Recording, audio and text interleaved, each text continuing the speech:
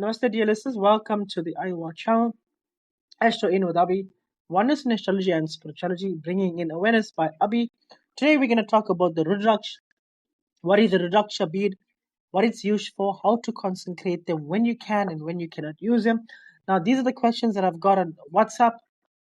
I've answered them many times on the um, TikTok Live, a few times on TikTok Live, and many times on my WhatsApp individually. But I think going forward, for a point of reference, it's good to have this on a podcast, and it's easy for me to refer you to come onto my channel and listen to my podcast, either on YouTube or Spotify. Now, in order to understand the benefits of the Rudraksh bead or beads itself, we must understand the science behind it. Now, the science behind the Rudraksh bead. So, obviously, bioelectromagnetic fields is what our body generates.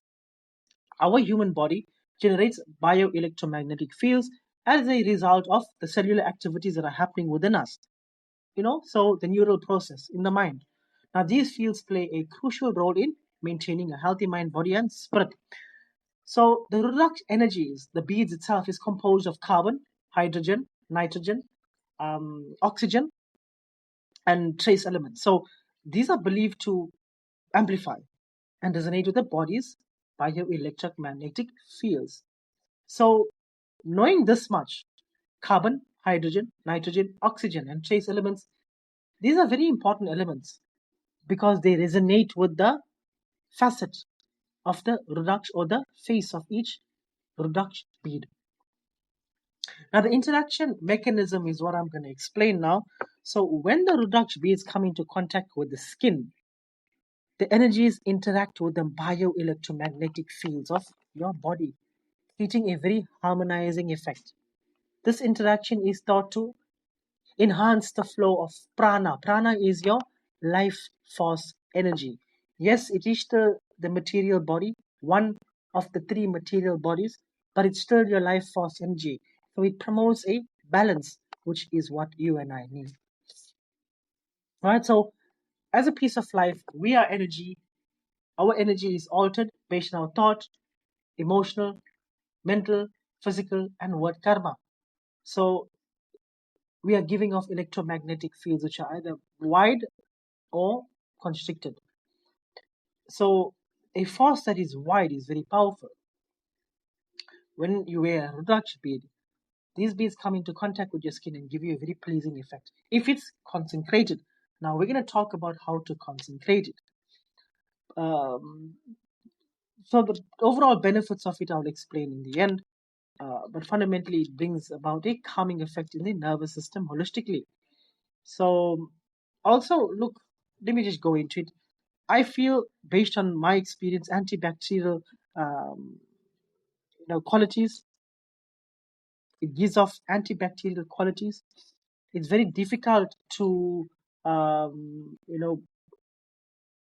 just point one benefit of the Rudraksh and say this is what it gives. Like, for example, like how I'm mentioning that it brings about an overall peace or state of calmness.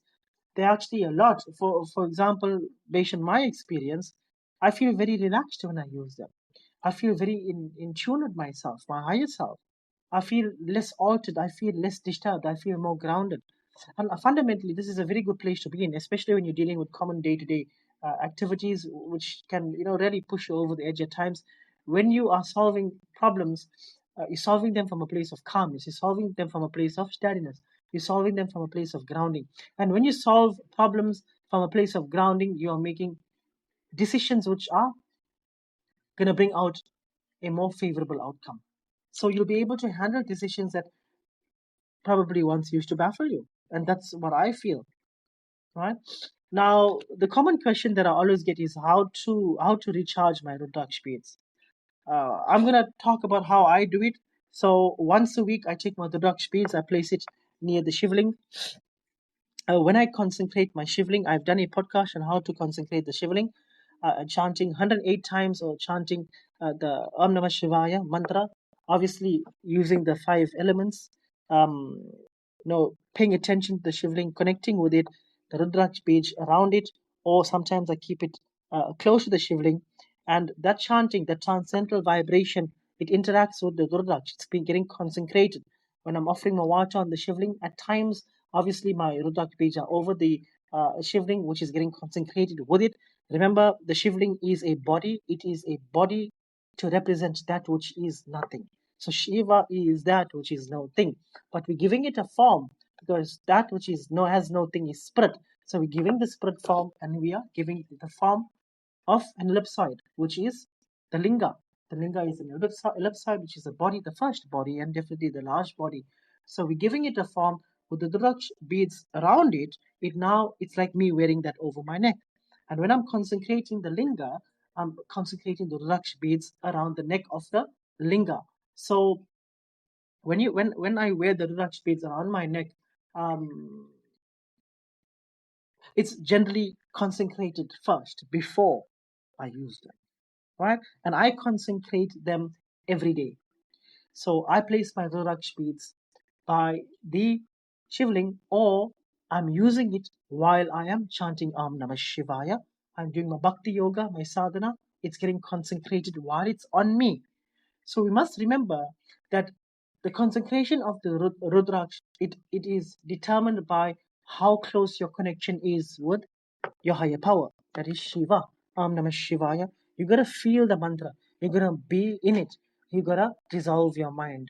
And this is how you consecrate it. Now, can you bath with it? Look, I bath with it sometimes. Do I sleep with it? Yes, I sleep with it sometimes. Does it alter its state? It probably does. But I'm not concerned about that too much because I'm consecrating it every day. It's like this year. You go to the gym, you get sweaty, but you're not worried because you're going to come home and bath. Obviously, a person that is not bathing every day will feel very dirty. Such a person should not go to the gym because he will be more filthy going into bed. So, similar to this here, if I know I'm consecrating my Rudraksh speech every day, in fact, it's getting consecrated every hour because Om Namah Shivaya is happening within me all the time. So, I'm always connected to Shiva. I'm always connected to nothingness. It's not a one day thing. In fact, it's an all time thing. So, my Rudraksh speech, while it's on me, it's always getting consecrated. So, when I do have a bath, and let's just say the water has washed away some of its energy, it's getting energized also. But the best way to energize it for full effect is to make sure that you are cleaning it. You keep it very, very clean. Make sure you're concentrating it with the chanting of the Om Namah Shivaya. You can hold your Rudraksh in your left hand. You can cover it with your right hand and chant Om Namah Shivaya. In fact, I do that. I hold it in my left hand, cover it in my right hand while I'm chanting. Remember, your left hand is your moon and your right hand is your sun. The feminine and masculine energies come together and you are energizing the Rudraksh. So you got to make sure that you are using your feminine and masculine togetherness while you're energizing it, or you can put it over your shivling because the shivling is the masculine and feminine. The Shakti is rising up the Muladhara chakra in the shivling, reaching the crown, which is the state of bliss or the bliss body. Thus, the Shakti reaches the Shiva. So that's the moon, the sun, and the moon. Or you can just do it with your hand as well. And I use both methods, guys. So make sure you okay, there's another question. Do you eat meat with the Rudraksha? I wouldn't suggest that you eat meat. Any non-vegetarian foods are very good overall for the well-being of your body. Let's not worry about what is good for the spirit, and let's not talk anything religious here, but fundamentally there's a science behind it. Non-vegetarian foods are very, very good, and this is something that I'm practicing myself. And obviously I wouldn't talk to you about something which I'm not practicing. So, do I wear the Rudraksh beads all the time, even whilst I've consumed meat? No. And I don't think you should do that as well. In fact, you should wear the Rudraksh beads as a way to promote you to go on a vegetarian diet for a long time or better off from meat. So I hope this podcast has helped you to understand much about the Rudraksh and use it and play around with it.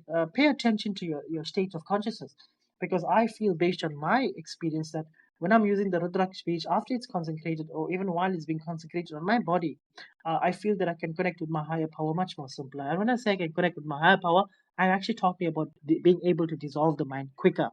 I'm able to dissolve the mind much more quicker than I normally would. So this is my experience with it, and I'm hoping that you can also have a very, very good experience with it in time. So thank you very much, dear listeners. Om Namah Shivaya, Jai Shri Krishna, Jai Shri Ram, Hari Bol, and goodbye.